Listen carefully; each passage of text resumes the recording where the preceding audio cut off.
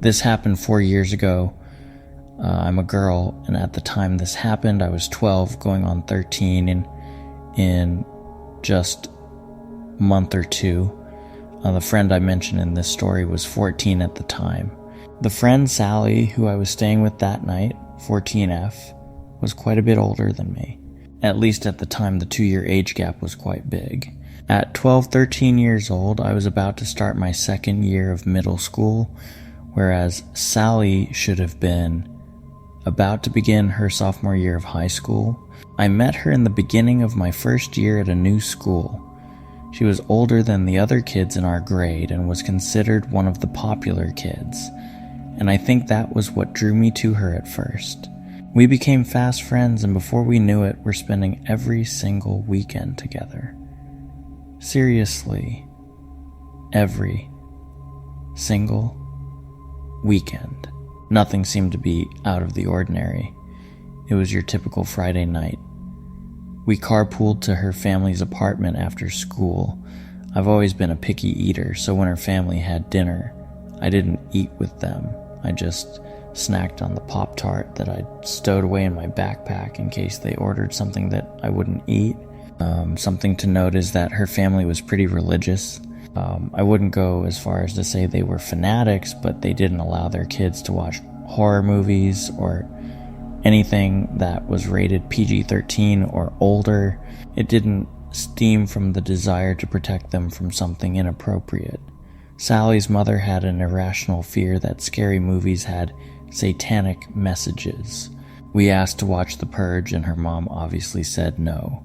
After some negotiating, she agreed to let us watch Hunger Games instead. After the movie, Sally and I went to hang out in her room. She put on some music, and being the age we were, we gave each other makeovers. By the end of it, we were looking much older than just 12 and 14. This part of the night is when things started to seem off to me. Ally wasn't the most positive influence. Despite being my best friend at the time, she was manipulative and got off on putting me down. She had a habit of talking to men online and lying about her age. Sally showed me some texts between her and the man she was talking to. I can't give you an exact recount of them, but they consisted of him trying to convince her to meet up with him and just the usual things you'd expect from a creep online. According to him, he was 19, tall and blonde with soulful blue eyes. Once I saw the texts, I asked if she had a picture of him. Something didn't sit right with me after seeing the messages. She showed me what he looked like, and he was very clearly not 19. This man was at least 40 and looked like he lived in his mother's basement. Then we got a call from him. Sally answered without hesitation, and when I heard the voice on the other end of the call, I felt like I was going to be sick. "You're so pretty. Why don't you come meet me?" he asked. Sally said that she couldn't because she was spending the night with a friend. The mention of that sparked his interest, and then he proceeded to try and ask us both to meet him. Sally, lacking any common sense, said yes. Thus begun her plan for us to sneak out and walk 15 blocks to meet him in a deserted McDonald's parking lot. I didn't want to go. I was raised on stories of what happens to teen girls who meet random men from the internet in person. But after adamant pleading from Sally that she didn't feel safe going by herself, I agreed. We took our phones with us for the walk. I had a kitchen knife stuffed in my bra in case something were to happen, and I needed to defend myself. The route we had to take to get there didn't have very many street lamps, and there weren't any houses. We were surrounded by trees on both sides of us. When we got to the parking lot, the only car parked nearby was a black beat-up 2000 Toyota Corolla. The car was still running when we got there, and from what we could tell, there was more than one person inside. The man from the picture got out of the front passenger seat and left the door open behind him before approaching us. I turned my flash on so I could see, and he was obviously on something. I can't tell you what kind of drug it was for the life of me, but his eyes were so wide they looked like they were about to pop out of his head. He was jittery and kept twitching.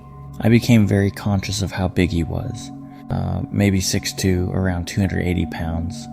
For reference, my friend and I did not look our ages, even without makeup. I'm about 5'2". My friend was pretty tall, probably around 5'6", 5'7". We were both significantly smaller than him. The man reached out for us and caught my friend by the arm. I went to get my knife as quickly as I could, and that's when I saw his friends getting out of the car. He invited us back to his car and offered us booze and drugs, but after seeing my knife and that I was ready to call the police, he released my friend. I took Sally's arm and ran faster than I ever had in my entire life. We took the long way home to avoid them finding out where she lived in case they were following us. Once we got there, her family was still sound asleep. We locked all the doors, closed the blinds, and blocked him on everything.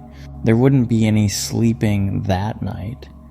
We were constantly peeking out the window, and to our dismay, that same Toyota was circling around her apartment building. Not once, not twice, but 3 times. I never mentioned any of this to my parents out of fear of getting grounded or in trouble. I'm 16 now, and they still have no clue. I still get nervous when I see a car similar to the one from that night. As for Sally, her parents never found out either. We agreed to never speak about it again. Thankfully, she moved into a new house just a few weeks after that happened. Safe to say, Sally and I haven't spoken 3 years. When I was 16, I had a curfew. I wasn't allowed out past midnight on the weekends. My friend Jose was lucky enough to not have a curfew. It was a Saturday in 2013 and my parents were asleep. Jose wanted to go explore some abandoned hospital across town, so I snuck out of my room very quietly and tiptoed down the stairs. I exited through the back door and grabbed my bike from the shed, then I left on my way to Jose's house. From there I met him and we rode across town. It took about 10 minutes. I followed him the whole way until we ended up at this fenced-off property. Inside of the perimeter was this tall brick building. It didn't look that old. It was once an active hospital many years ago. The town just never bothered to tear it down. We parked our bikes in a big bush out of sight. Next step was hopping the fence, which was easy. The third step was finding a way into the building. We scanned the perimeter by walking around the building until we found a basement-level window that was already broken open. Jose went in first. I shined my flashlight into the window for him so he could see. It looked a little scary down there, considering how dark it was. Nevertheless, I wasn't going to chicken out now. It was my turn to enter while he held the light. Once we were in, and both had our flashlights on though, it was pretty well lit. There wasn't much in this basement level we entered into. It seemed to be mostly for storage and boiler-type rooms. We found a stairway upstairs, and once we went through this rusty door, we were on the main floor in this hallway that still had some of the lights on. It sounds weird, but having some of the hospital lights still on just made this more eerie, like we were a little more worried about running into someone. It's not like the whole place was lit up. There would be like one light on here and one light on down the hall, with lots of pitch black corners and dark gaps in between. There was also this loud buzzing, whistling sound that we couldn't pinpoint. It was kind of creepy. We started exploring by taking a look into each little room. Most of the expensive stuff seemed to be cleared out, like the beds and equipment. The place was kind of clean for an abandoned building though. It seemed not many people explored it, or that previous people didn't trash it, though there were some holes in the walls and some things thrown on the floors as expected. There was one room with the door closed. We tried opening it, but it was locked. Extremely weird, considering every other door was opened. Jose had a good point, though. Patient sleeping room doors aren't permitted to have locks on them, so that meant something was blocking the door. We also heard noises on the other side of the door, like very, very light thump sounds. We went into the adjacent room and there were a bunch of tiny holes in the walls.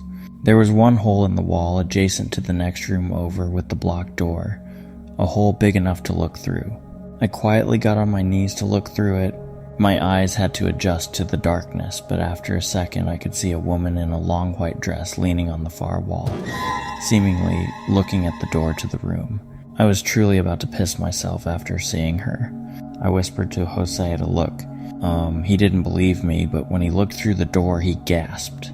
We whispered to each other, wondering if we should get out. Jose said yes. He stood up and went to the door to the room. I got on my knees one more time to look through the hole again. As I put my eye up to the hole, the entire room was now blocked because the woman had gotten on her knees and was looking through the hole back at me with this huge smile on her face. I screamed so loud it definitely echoed throughout the whole building. Jose didn't even ask why, he just ran for it with me, back to the way we came in the basement. He crawled up through the window first, then me. The whole time I was trying to squeeze through the window, I was scared she was going to come up behind me and pull my legs back in. When we were both outside, we ran for our bikes and pedaled all the way back to Jose's. We didn't laugh about it at all. It genuinely was nightmare fuel. I went straight home after saying bye to him. I didn't feel safe being anywhere but inside my house, in my bed. I don't believe in ghosts, so I don't believe that was a ghost. I believe there was actually some psychotic woman in there, but all I'm saying is, if I did believe in ghosts, I would 100% believe that's what I saw in that room. When I was growing up, my brother Carter and I spent a week at our grandparents' farm every summer. It was one of those farms in the middle of nowhere with endless fields of corn and a rickety old barn filled with hay. I was 11 and Carter was 13, which meant he was always trying to act tough. Our grandparents were old school and believed strongly in hard work and an early bedtime. The first few days were kind of fun. We explored the farm and jumped around in the piles of hay in the barn, but boredom hit hard by midweek. That's when Carter got the idea to sneak out at night and walk to the gas station a couple of miles down the road to grab snacks. It was a dumb idea, and I knew it. Grandpa had told us not to wander off the property after dark, but Carter had that nothing bad ever happens attitude that always got us into trouble. And like an idiot, I went along with it. We waited until the house was quiet and we were sure our grandparents were asleep. Carter grabbed a flashlight and we slipped out the back door, careful not to let it bang shut. The cool night air hit me, and for a moment I thought about turning back, but Carter was already heading down the dirt path, so I followed. The moon was bright enough to light up the fields on either side of the path.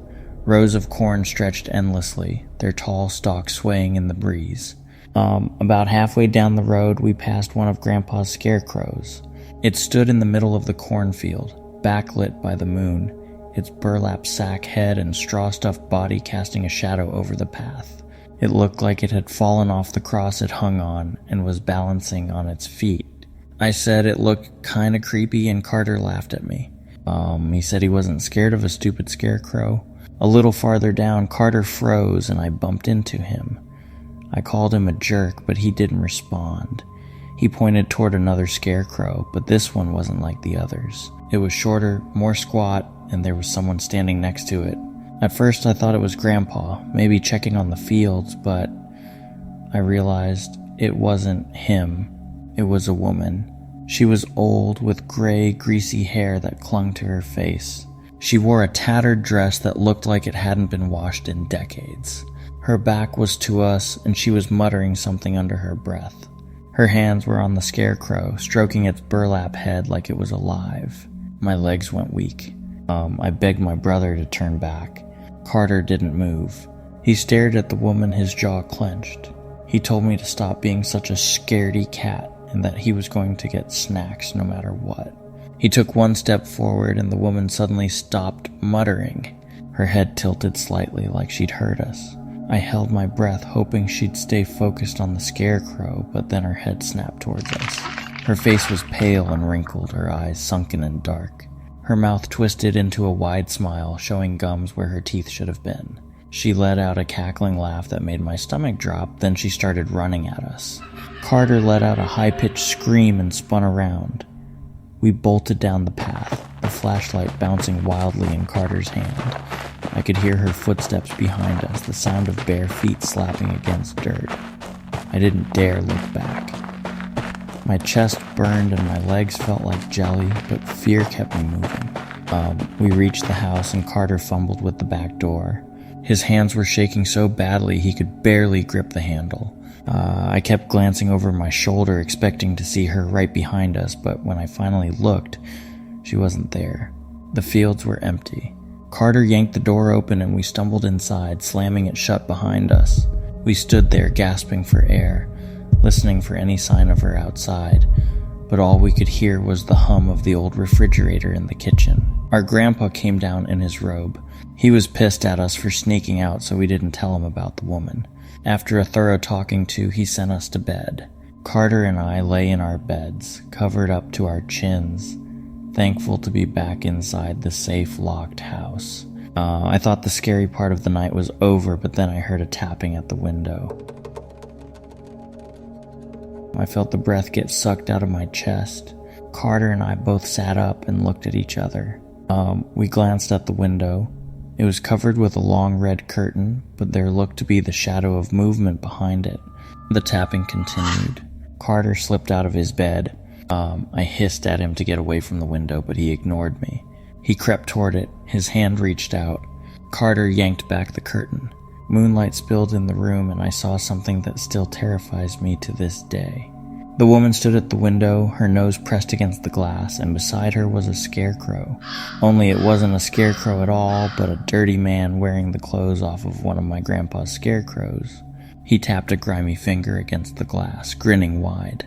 To my horror, I realized that the scarecrow Carter and I had seen standing on its feet was the man in front of us. He'd been watching us. Carter and I both screamed. The two freaks began to cackle. Carter and I ran to my grandparents' bedroom, but by the time we all got back, they were gone. Carter and I finally told our grandpa the whole truth. He was understandably upset, but more focused on finding out who those weirdos were.